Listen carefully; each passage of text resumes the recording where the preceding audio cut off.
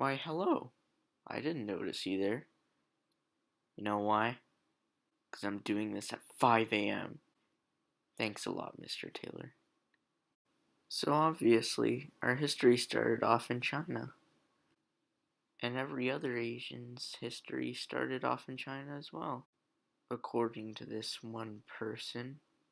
I'm not going to name any names, but I think some people know who I'm talking about. My dad's side lived in Harbin, which was pretty up high north, and nobody really cared about it through major historical events. Nowadays, there are these ice and snow festivals, so as you can assume, it's pretty cold up there. Please help me, I'm freezing to death. Just kidding, I'm fine. So they also built these little mud huts where they just packed up mud and then just kind of created a house, you know? My dad told it to me as a back in my day story.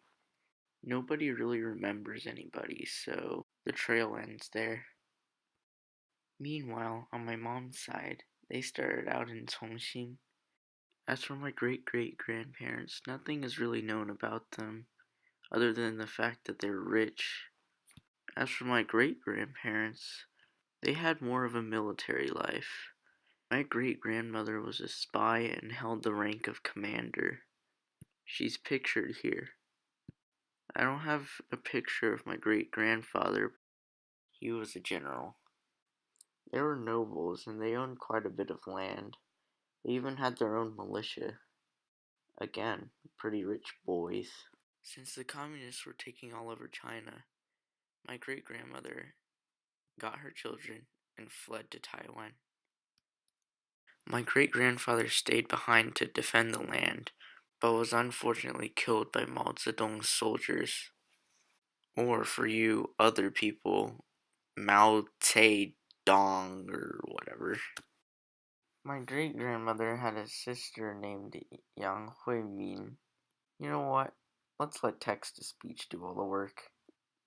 Yang Wuimin was a girl guide during the 1937 Battle of Shanghai who supplied a Republic of China flag and brought supplies to besieged defenders of the Sihong warehouse. Her actions proved inspiring to the defenders, who flew the flag the next daybreak in front of thousands of watching eyes across the bank of the Suzhou Creek. Credits to Wikipedia. Check out her page. So once they got to Taiwan, or Taiwan, my great-grandmother led an impoverished life where they had to scavenge for resources. So now I'm handing over it to my mom because they're her parents. 爸爸出生是在那个行军途中出生的，那时候我的奶奶和我的爷爷他们还在抗日，然后我的爸爸在我的奶奶行军途中给生下来了，然后他还不足月，然后他是8个月还是9个月出生的，然后是慢慢的把他养大的这样子的。